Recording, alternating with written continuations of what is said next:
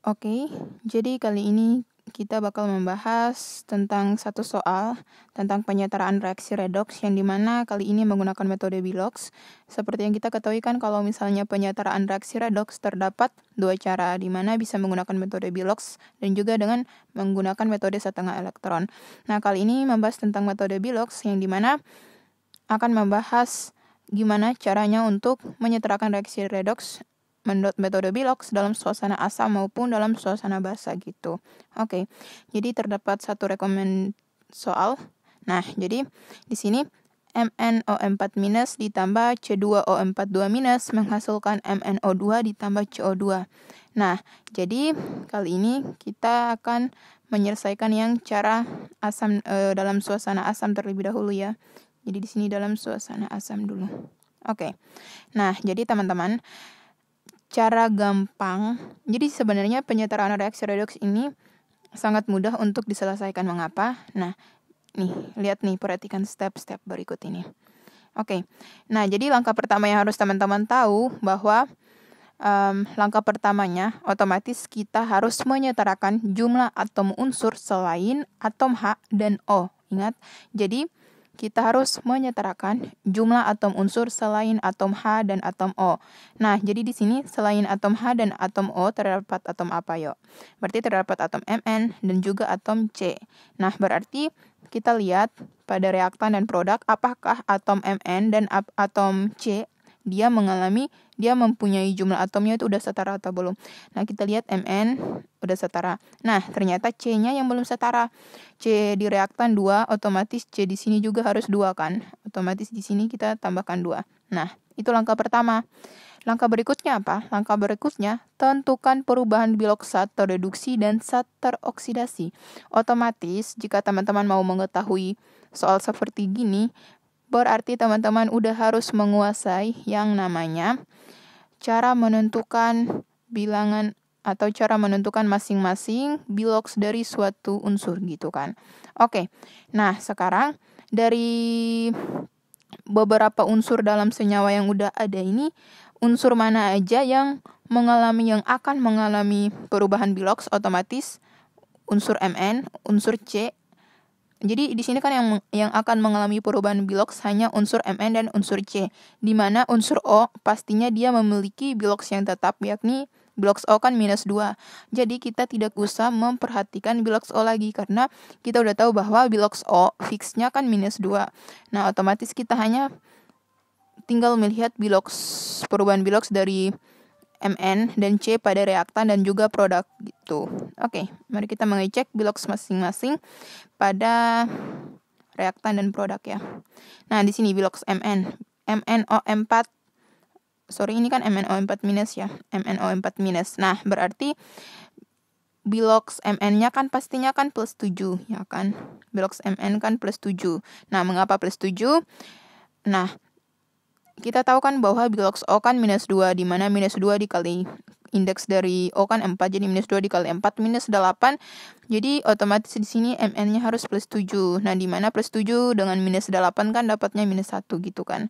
Oke, jadi Bilox Mn ialah +7. Nah, sekarang Bilox C. Di sini kan C2O4- 2. Nah, di mana? Ya udah deh, kita selesaiin C2O4- 2-.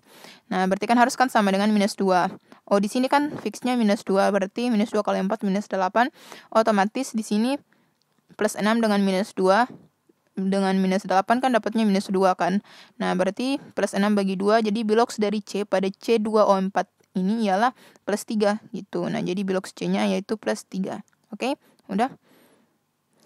Selanjutnya yaitu Bilox MnO2. Kita mau mencari Bilox dari Mn. Nah, O di sini kan -2, otomatis di sini kan -4. Nah, ini kan maunya dapatnya 0, otomatis berapa yang dapatnya 0? Berarti di sini kan harusnya +4 gitu kan. Jadi +4 dengan -4 kan dapatnya 0 gitu. Nah, jadi Bilox Mn pada MnO2 yaitu +4.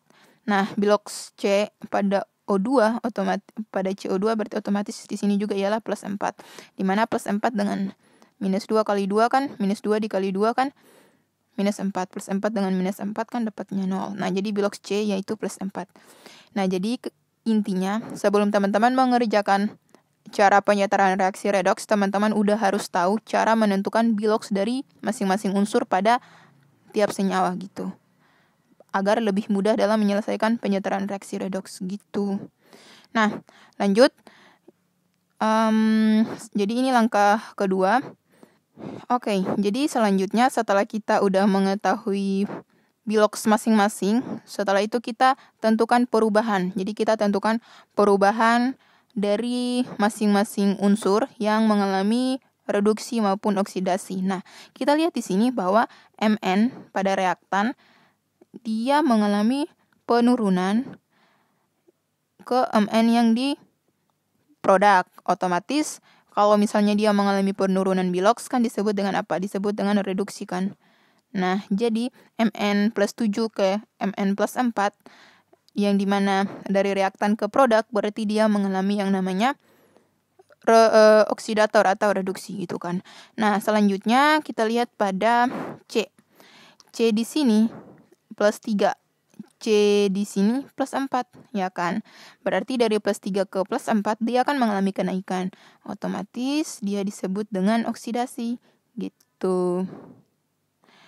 Nah, tapi yang perlu kita ketahui bahwa di sini kan biloks asli dari C2O4-2 di sini kan emang plus 3.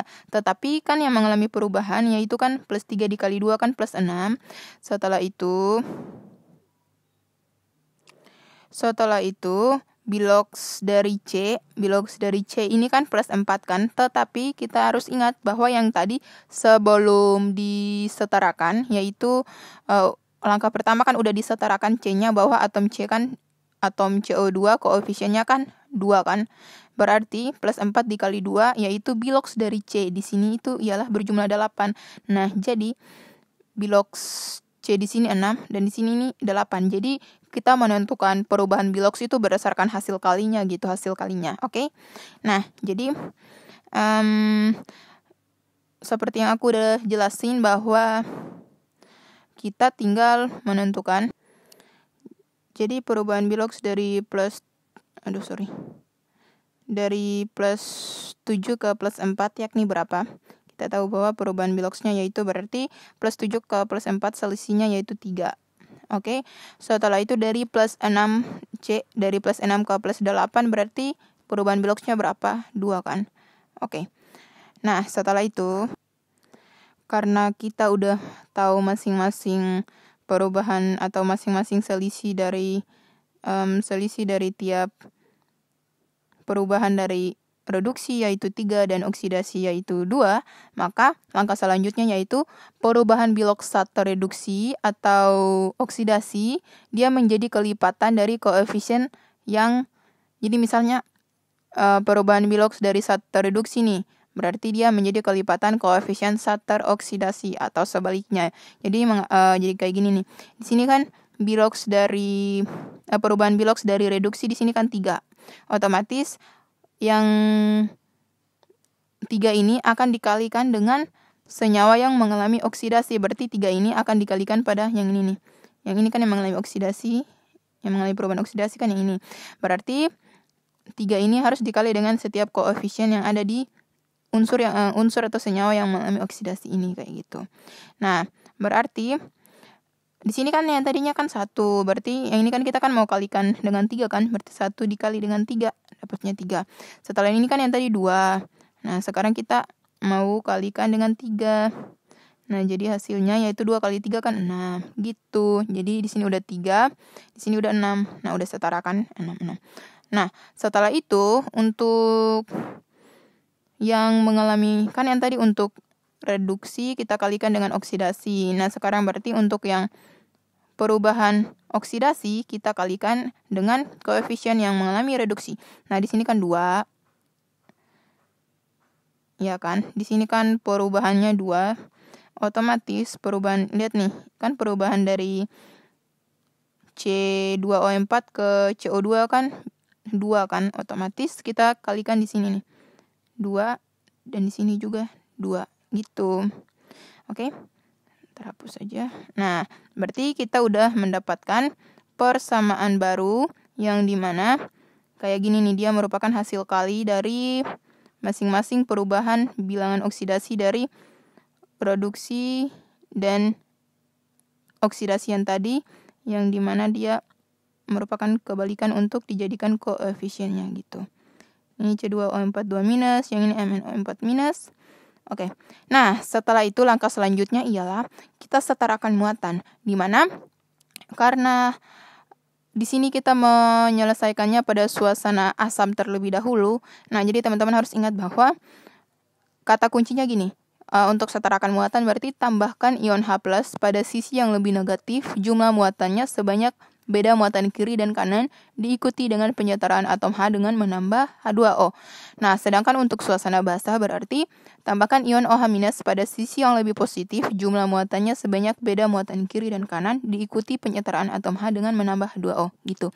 Nah, karena kan di sini ialah kita maunya untuk suasana asam, otomatis berarti kita menambahkan ion H+ pada sisi yang lebih negatif, ya kan? Berarti kita menghitung jumlah muatan dari ruas reaktan atau ruas kiri dan juga ruas kanan atau produk. Oke, di sini kan minus 1 dikali dengan koefisiennya minus 2. Di sini minus 2 dikali 3, minus 6. Minus 2 dengan minus 6 berarti jumlah ion pada reaktan yaitu minus 8. Nah, selanjutnya, di sini kan berarti di sini nggak ada anion atau nggak ada kation kan, nggak ada. Otomatis ya muatan pada produk atau kanan yaitu dia sebesar 0 gitu. Nah, selanjutnya berarti kita udah tahu bahwa yang memiliki sisi yang lebih negatif yaitu terdapat pada reaktan, yang dimana di sini minus 8, dan kita harus menyetarakan muatannya dengan yang di produk, dimana berarti kita harus menambahkan ion H+ pada di bagian reaktan sini kan. Nah, jadi ion H+-nya sejumlah berapa? Nah, di sini kan minus 8, otomatis kita harus tambahkan ion H+ juga sebanyak 8H+. Biar minus 8 ditambah 8H+, ya dapatnya juga yaitu sama kan. Jadi minus 8 ditambah 8 kan 0, biar kayak jumlah ion antara reaktan dan produk itu udah setara sama yaitu 0 gitu. Oke? Nah, aku udah tulis ditambah dengan 8H+ berdasarkan penjelasan yang tadi, ditambah dengan 8H+. Nah, kalau di sini udah ditambah dengan, jadi kayak kesannya ruas di kiri udah ditambah dengan 8H+, berarti kan kayak berarti ruas di kanan ini kita juga harus berarti ruas di kanan ini juga kan harus ditambahkan H2O kan. Nah, jadi biar jumlah H-nya juga bisa sama gitu. Nah, berarti kita harus tambahkan jumlah H atau kita harus tambahkan atom H2O, senyawa H2O pada bagian kanan. Nah, jadi ditambahkan dengan H2O. Nah, koefisien H2O berapa? Koefisien H2O otomatis 4. Mengapa 4? Biar jumlah atom H pada kiri 8 dan di sini juga 8 gitu. Nah, berarti udah selesai deh caranya kayak gini. Nah, coba mari kita periksa ya. Apakah udah setara benar atau belum? Nah, di sini Mn2, di sini Mn2 benar. Untuk O-nya ada 8, kita sekarang untuk menghitung atom O nih. O 4 kali 2 ada 8, terus 4 kali 3 12, 20. 2 dikali 2 4, 4 ditambah 2 kali 6 berapa? 2 kali 6 12. 4 tambah 12 berapa yuk? 16. Oh, di sini kan 1 kali 4 berapa ya? 4. Jadi 16 ditambah 4 20. Yes, berarti atom O udah sama, yaitu 20. Nah, setelah itu untuk atom H, atom C dulu ya. Atom C di sini kan 2 kali 3 6, di sini juga udah setara 6. Benar. Nah, setelah itu untuk atom H. Atom H di sini 8 dan di sini juga 8. Oke. Udah setara gitu aja, gampang. Jadi ini untuk cara yang dimana untuk dalam suasana asam. Nah, berarti cara untuk menyelesaikan dalam kondisi atau suasana basah sama aja, tetapi sama aja misal dari langkah awal, kayak langkah awalnya yaitu untuk menentukan atau menyetarakan unsur yang selain atom O dan H, habis itu menentukan bilox, habis itu menentukan perubahan bilox, habis itu kalikan untuk dijadikan koefisien. Nah, habis itu berarti langsung tinggal tambahkan, setarakan muatan dengan tambahkan ion OH- aja pada sisi yang lebih positif jumlah muatannya, dan tinggal ditambahkan atom H2O, senyawa H2O, kayak gitu aja. Nah, oke.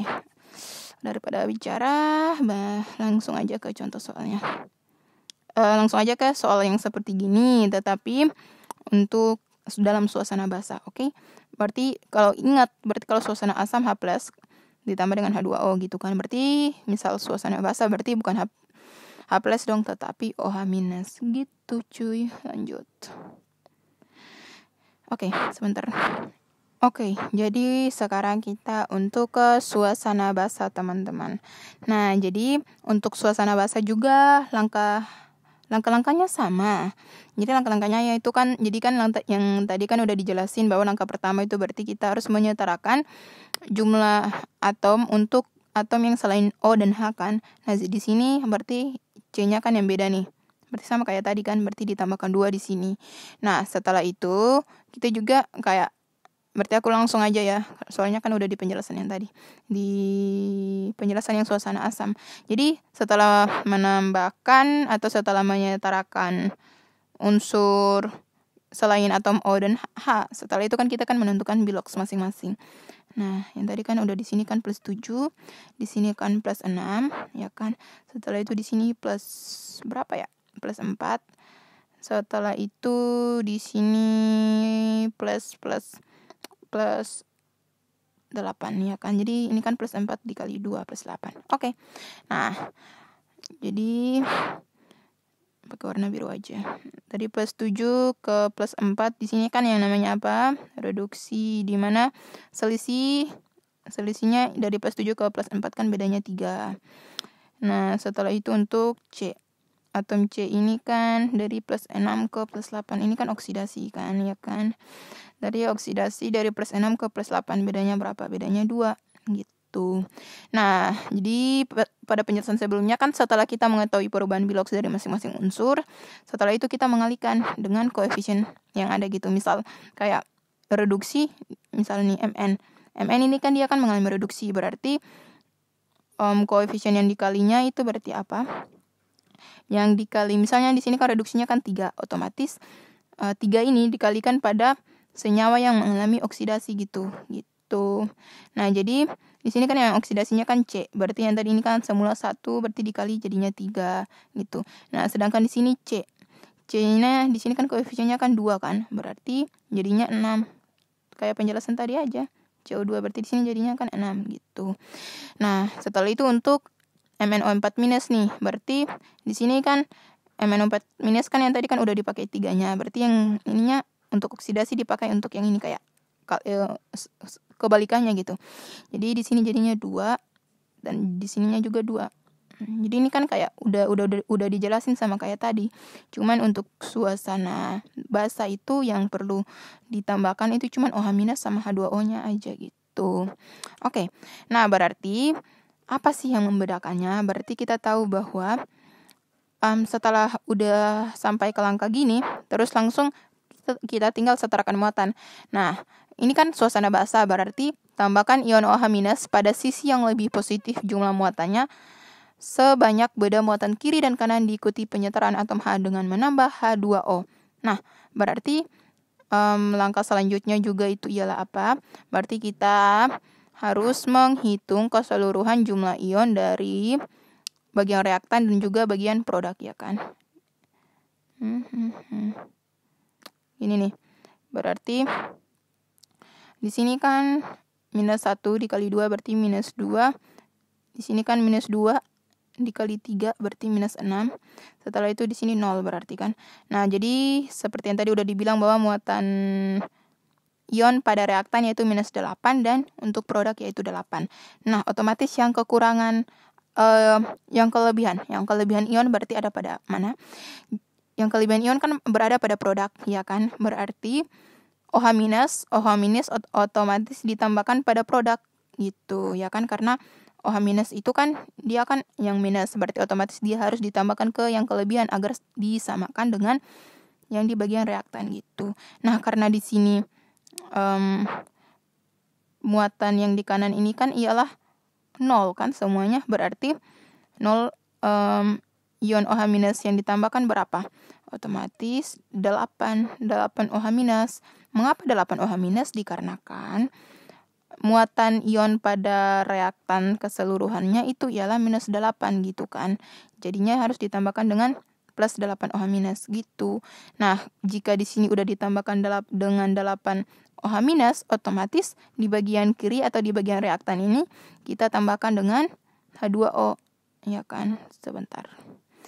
Kita tambahkan dengan H2O. Jadi kita tambahkan dengan H2O pada ruas yang kekurangan atom H, ya kan? Berarti di sini ditambah dengan H2O gitu. Nah, jadi H2O di sini berapa? Di sini kan hanya kan ada 8. Berarti di sini ditambahkan 4 gitu, cuy. Udah deh. Bentar ya. Oke, jika udah sampai ke sini berarti udah selesai. Nah, coba nih kita apa sih namanya? Sekarang kita membuktikan untuk melihat apakah penyelesaian yang tadi udah benar apa salah. Oke, di sini Mn2, Mn di sini kan yang tadi juga 2. Sorry, ini kehapus tadi. Nah, Mn di sini juga kan 2. Ya kan? Yuk, Mn udah setara, setelah itu O. O di sini 4 kali 2 ada 8 ditambah 4 dikali 3 berapa? 4 kali 3 12, 8 ditambah 12, 20 ditambah, di sini kan 1 dikali 4, 20 ditambah 4, 24. Di sini 2 dikali 2, 4 ditambah 2 kali 6 berapa? Yuk, 2 dikali 6, 12. Di sini kan 2 dikali 6 kan 12. Jadi 12 ditambah 4 tadi berapa? 16. Di sini 1 kali 8, 8. 16 tambah 8, 24. Jadi udah sama O-nya. Yes. Selanjutnya untuk apa lagi nih? Untuk H. Nah, H di sini kan ada 8. H di sini juga ada 8. Yes. Jadi udah clear. Gitu aja gampang kan cara untuk. Jadi ini untuk suasana basah. Yang tadi untuk suasana asam. Gitu. Gitu aja. Oke, jadi udah selesai penjelasan soal untuk penyetaraan reaksi redoks untuk metode Bilox dalam suasana asam dan suasana basah. Semoga dapat dimengerti. Thank you.